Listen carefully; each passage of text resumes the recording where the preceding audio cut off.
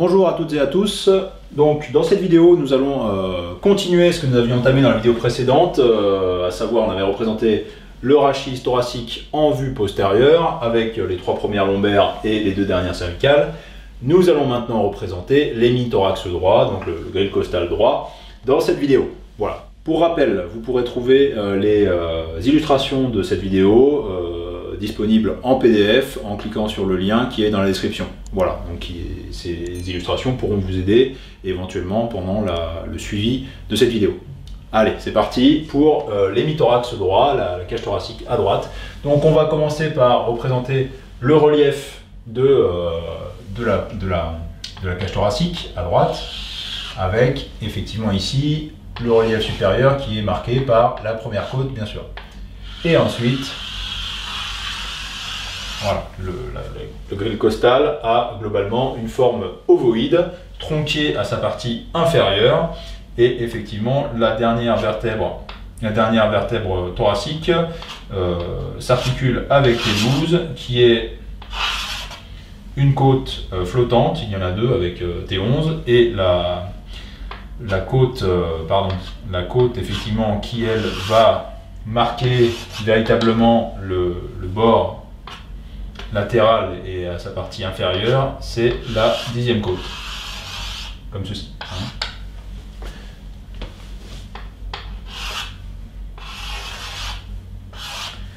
Voilà. Donc très schématiquement, maintenant qu'on a le relief de cette cage thoracique, on va pouvoir représenter les côtes une par une.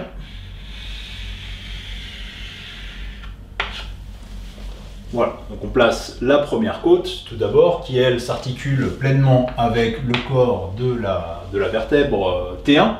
Petit rappel sur les côtes. Au niveau postérieur, effectivement, l'articulation d'une côte, bon, à l'exception de T1 qui fait figure d'exception, et puis de T11, T12 aussi, je vous rappelle effectivement que la côte, ici, va s'articuler en dedans par deux surfaces articulaires, avec effectivement la facette articulaire correspondante de la vertèbre sous-jacente. Donc par exemple, si ici on est sur la 6e côte, on va l'appeler K6, et bien effectivement, ici on va avoir T5 et ici T6.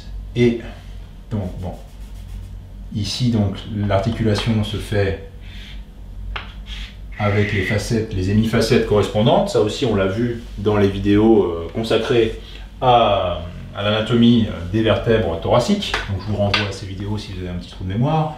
Ici bien sûr on a le disque intervertébral et les surfaces articulaires en question. Voilà, ici les fameuses hémifacettes costo-vertébrales. Et elles sont dites corporéales puisqu'on a aussi une facette articulaire qui va se faire avec la transverse de T6 ici. Donc on a aussi effectivement une facette articulaire costo-vertébrale mais transversaire ici. Et donc on a une tubérosité articulaire en dehors de laquelle on va retrouver une tubérosité ligamentaire, donc qui donnera insertion aux ligaments costo-vertébraux. Et ensuite on va avoir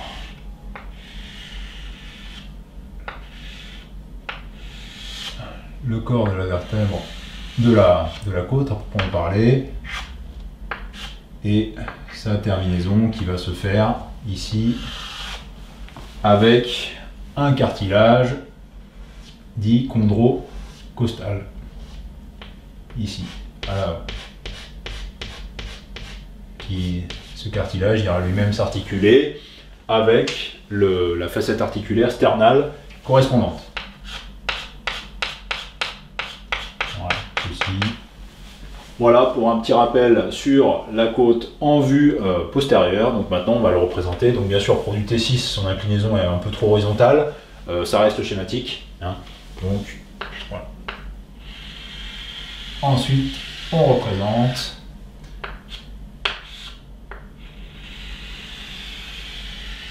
chaque côte avec cette courbure au niveau de sa partie toute latérale.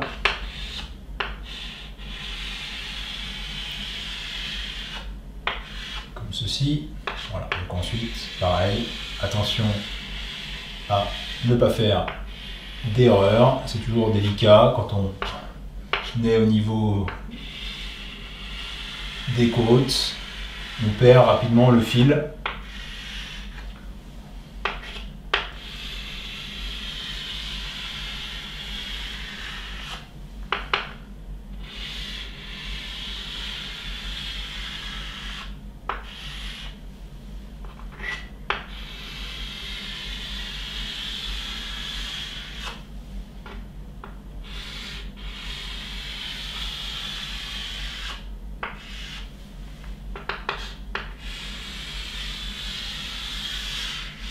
Notez bien que je fais partir effectivement la tête de la côte ici au niveau de l'interligne entre ici T6 et T7.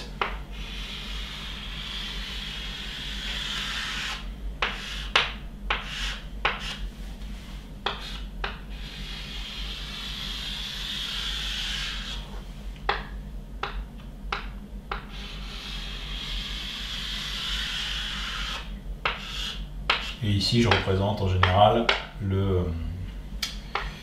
la tubérosité ligamentaire costo-vertébrale.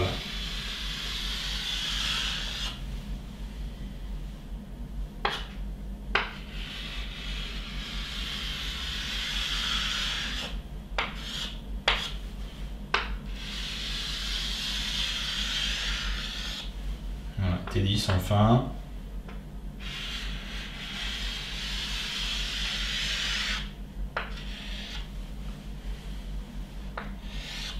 Et T11 qui est légèrement incurvé à son extrémité antérieure.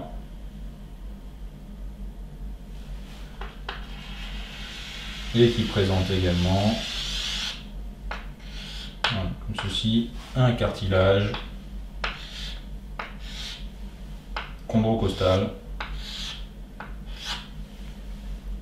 Et pour finir, on représente T12, donc voilà, T11 et T12, les deux côtes flottantes. Donc pour s'y retrouver, on peut ici voilà, marquer un peu mieux les tubérosités articulaire ici. Voilà, comme ça on sait qu'on est au niveau de la côte ici.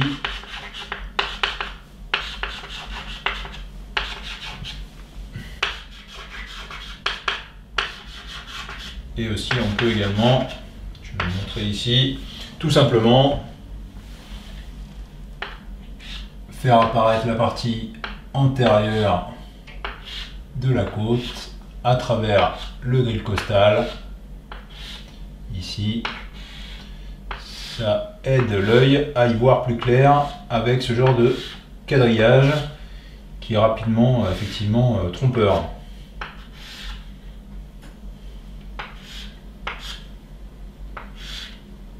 Alors, bon, je ne le représente pas jusqu'au sternum ici qu'on devinerait, mais ce n'est pas nécessaire. Ça nous donne juste effectivement l'orientation générale des côtes. Voilà, on peut les hachurer ici. Maintenant que cela est fait, on peut représenter au moins effectivement cette partie-là.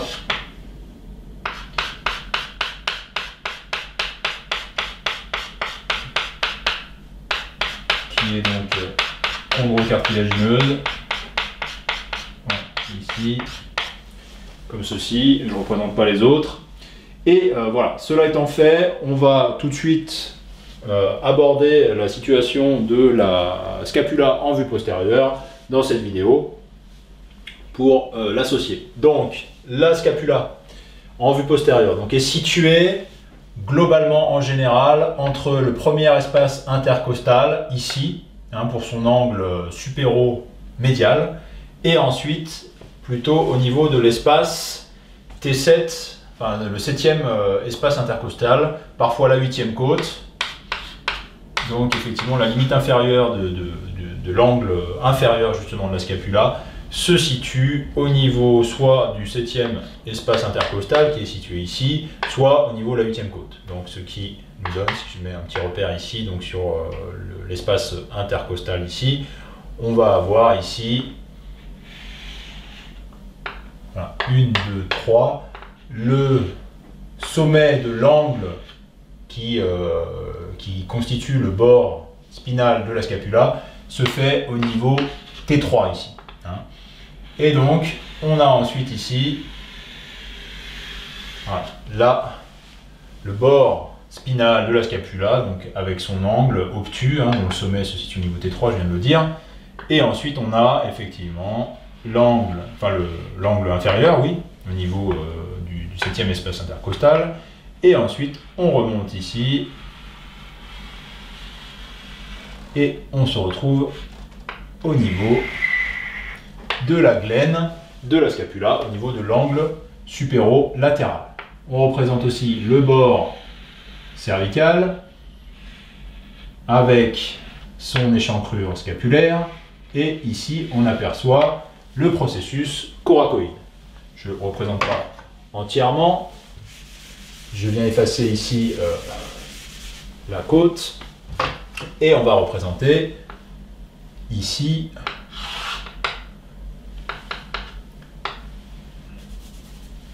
l'acromion et l'épine de la scapula. Donc, avant de procéder, on va effacer comme ceci.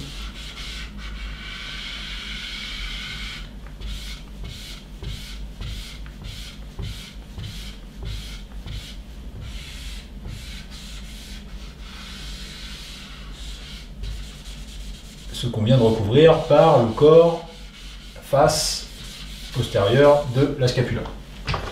Donc vous savez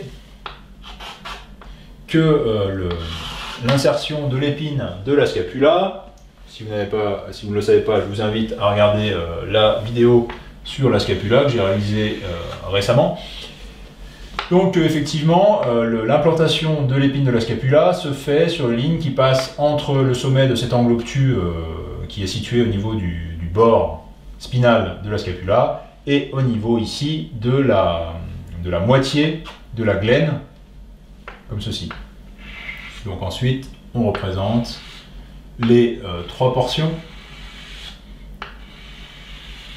du bord postérieur de l'épine de la scapula, à savoir la portion triangulaire donc, qui est médiale, le tubercule du trapèze ici, et ensuite le bord postérieur à proprement parler, qui lui ensuite se continue latéralement par, vous le savez déjà, l'acromion. Acromion qui présentera à décrire, entre autres choses, ici une surface articulaire avec l'extrémité externe de la clavicule, qu'on peut représenter tout de suite, comme ceci.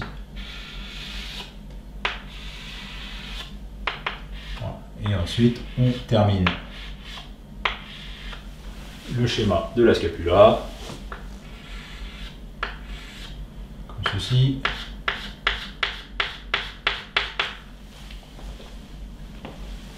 On peut représenter très rapidement les reliefs des différentes crêtes d'insertion tendineuse, ici du muscle infra-épineux,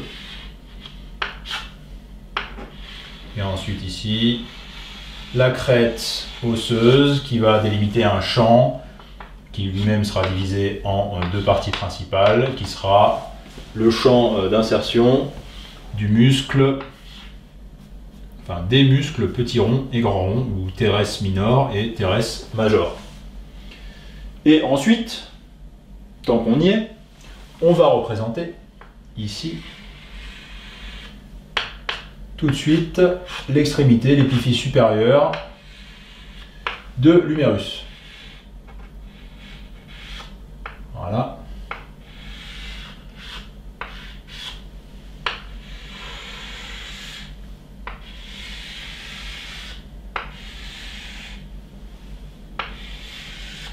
Et une partie de sa diaphyse également. Voilà, jusqu'au... bon, on pourrait représenter tout l'humérus, mais c'est pas l'objet de la vidéo. Donc je sectionne l'humérus à environ sa moitié supérieure. Et ensuite, je finis de représenter ici la tête humérale qui représente un tiers de sphère. Ici ensuite, on va avoir des surfaces articulaires au niveau de la partie supérieure et postérieure du trochiter ou tubercule majeur maintenant, ici.